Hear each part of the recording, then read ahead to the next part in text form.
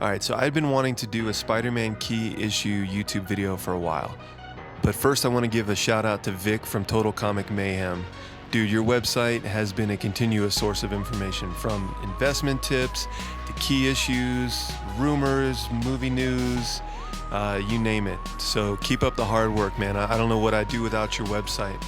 Alright, so I had all these comics sitting in the closet, just collecting dust, doing nothing. Here is issue 3, the first appearance of Doc Ock. At this point, I had no idea the value of the comics.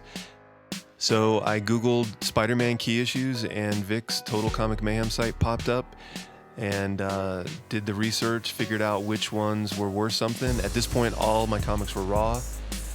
Here's the first appearance of Mysterio, which is issue 13, and I actually doubled down when I found out that they were going to come out with a Sinister Six movie, and this one was going for pretty cheap at the time, so I grabbed a second copy. Anyways, once I figured out which ones were the key issues and valuable, I sent them in to get graded. Okay, so here we have a Spider-Man number 15, which is the first appearance of Kraven the Hunter. So like I said, I sent in all the copies that I thought were valuable, and I wish that I knew about pressing back then. I still might, crack some of these open and resend them, but I have to say I've learned a lot since the first couple times that I've sent books into CGC. Okay, so here we have issue 20, which is the first appearance of the Scorpion. Now, as far as him being high on my list of favorite villains, probably not. But it is an early Spider-Man, so I got it graded. Now, on the other hand, this is the first appearance of the Molten Man, and that's in issue 28. I think, personally, he would make an amazing villain on the big screen today. As far as him, carrying the movie as the main villain, probably not, but he would definitely be a great feature. Okay, so here we have Amazing Spider-Man 31.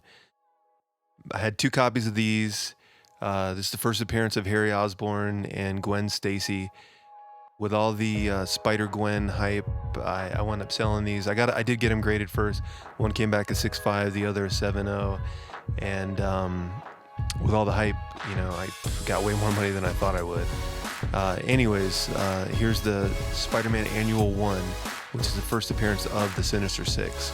Now, this one I bought recently. When I found out they were going to do a Sinister Six movie, I wanted to get it before, it got out of control. I don't know if they're still doing a movie or not.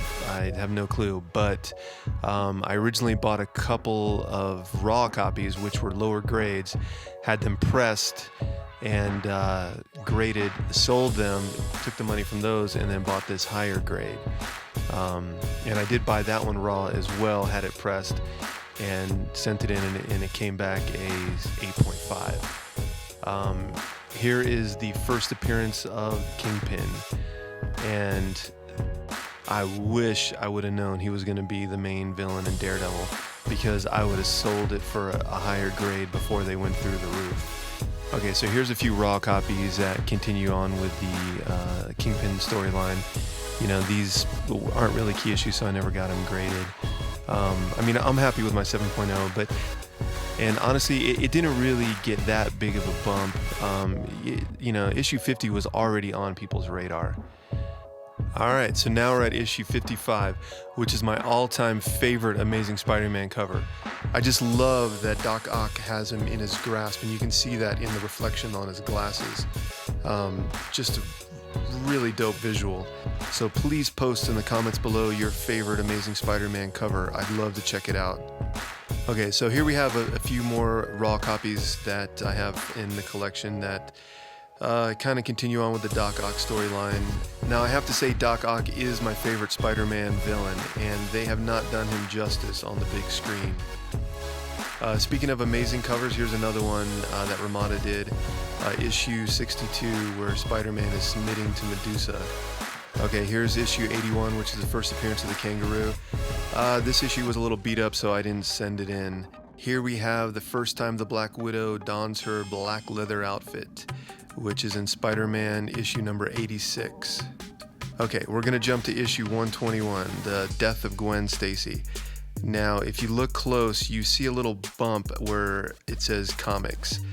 There's a subscription roll that went through the entire book. Now, I learned a lot from submitting this book, and this is also the first book that I ever got pressed.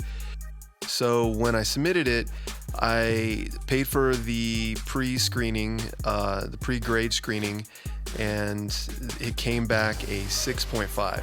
And I was pretty shocked. I didn't, because it doesn't break color, and I didn't think it was going to deduct that much from it. So they suggested that I get it pressed. So I did some research, found a guy in Florida, CFP Pressing, great guy, his name's Joe. Got it pressed, resubmitted it, and it came back in 9.2. Now everything that I send in, I get pressed first. Even if it doesn't seem like it needs it, I highly recommend, if you are going to spend the money to get your comic graded and you want to keep it, I would get it pressed first. All right, here's some other key issues. These are ones that I didn't submit to get graded.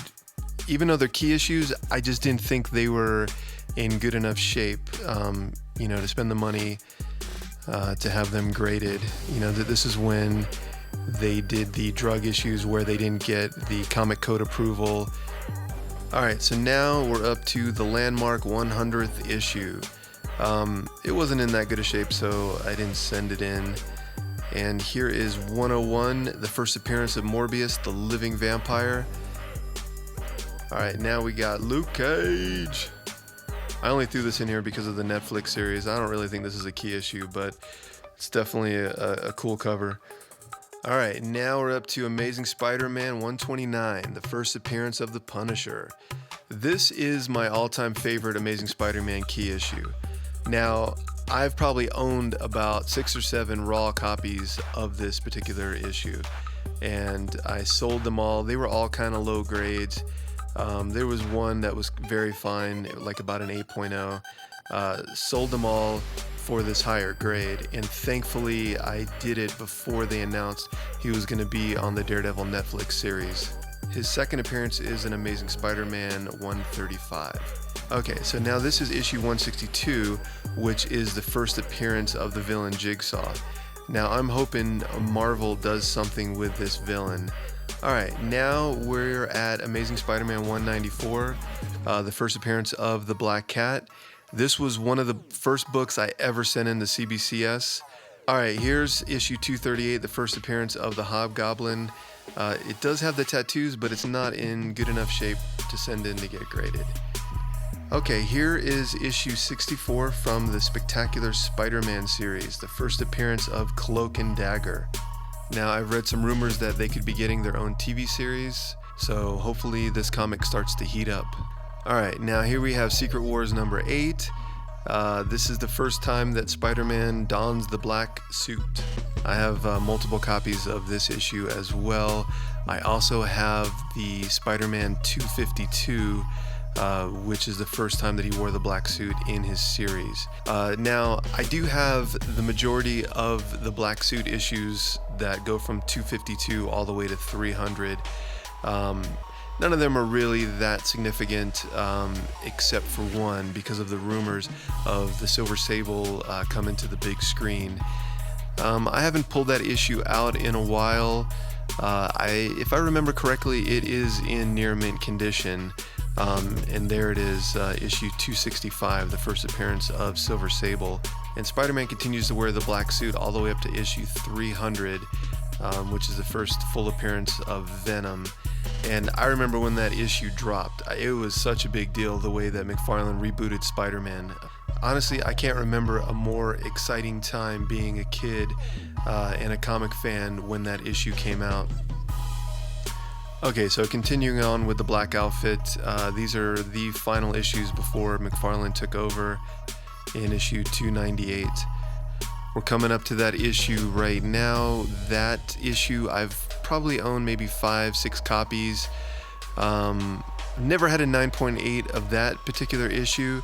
299, I have had a few 9.8s, and 300, I've had 3 9.8s in total. As far as raw copies, I've maybe owned like about 8 copies of issue 300. I've sold them all. I've kept one. The one that you see in this video is the one that I kept. Most of the copies that I had of this issue I kept in really, really good shape. Because like I said, it's probably one of my favorite issues. And here we have a 9.4. I've sold that. A few I bought recently. Most of them I had. This one in particular, I bought and I had it pressed and I got lucky. It came back a 9.8 from CBCS.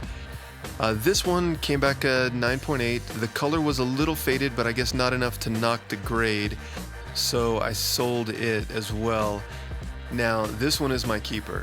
And I have to say, this is definitely in my top 5 all-time favorite Spider-Man issues. Annual 1, number 3, 129, 55, 300. Those are my all-time favorite Spider-Man issues for sure. Alright, so here we have issue 301, which is the first time McFarlane drew Spider-Man in his red and blue outfit. It's in pretty good shape. I wouldn't say near mint, and the difference between a 9.8 and 9.6 are huge. So at this point, I don't really think it's worth it to send it in to have it graded. Alright, so moving on to Carnage. That's probably the last cool villain, in my opinion, that Spider-Man faces. I don't know if they're going to make a movie or not. There's a lot of rumors flying around. If they do, I have tons of Carnage. I have all of it in near mint condition. If a movie does drop, I'll probably sell the majority of the copies that I have and just keep the 9.8 of the issue 361, which is his first full appearance. Alright, so this is when I learned that not all grading companies are equal. I bought this 9.6 PGX, and because I like to keep everything consistent, cracked it open and sent it to CGC. Well, surprise, it came back a 9 point. Guess what? Wait for it.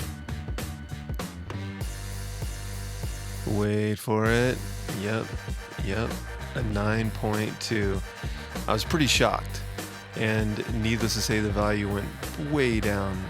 Other than the fact that J. Scott Campbell drew these, they're not that high on people's key issue lists. They're cool covers, and if you've ever been to any Comic Cons and you've seen someone dressed up like the cover of that 601, it's definitely a nice copy to have. Anyway, that's it for my Spider-Man key issues. Thanks for watching, and I'll see you around. Take care.